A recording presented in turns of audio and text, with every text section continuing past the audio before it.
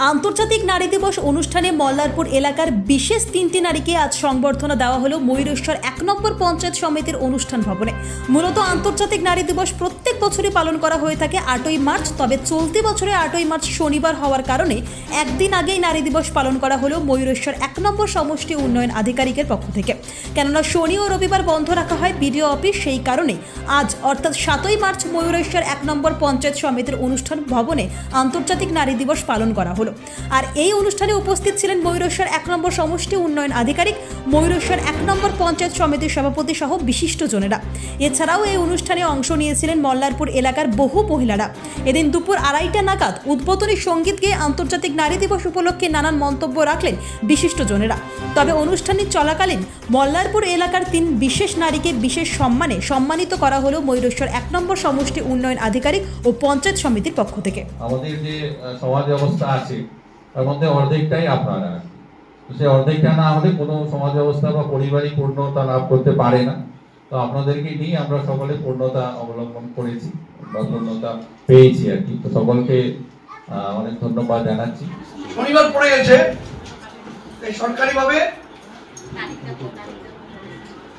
1-2 দিন আগে এটা করতে নির্দেশ দেওয়া হয়েছিল, তাই আমরা এই কর্মসূচিটা আজকের দিনে করছি। আমাদের দৃষ্টিভঙ্গিতে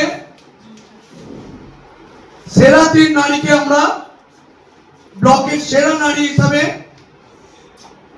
মনোনীত করেছি এবং তাদেরকে সম্মানিত করব। দীপ্তি সূত্রধর, উনি একজন এমপ্লয়ি পোস্ট অ্যান্ড টেলিগ্রাফ বিভাগে।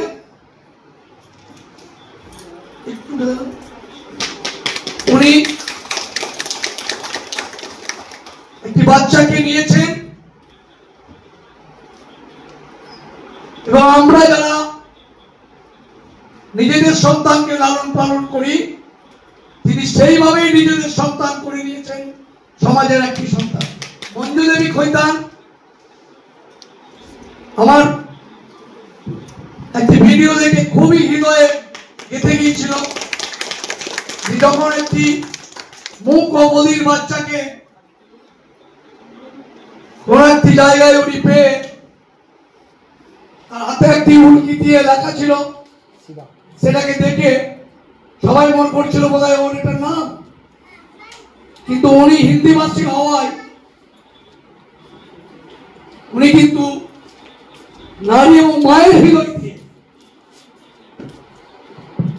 অনুসন্ধান করে বুঝতে পারলেন এটা তার গ্রামের নাম উষা মণ্ডল। তিনিও একটি এরকম শিশুকে বড় করে তুলছেন।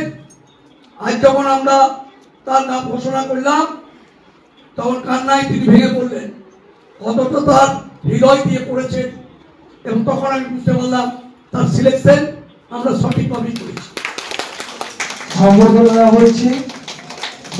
দৈনিক ডিজিটাল নিউজের সকল দর্শকদের জানাই স্বাগতম।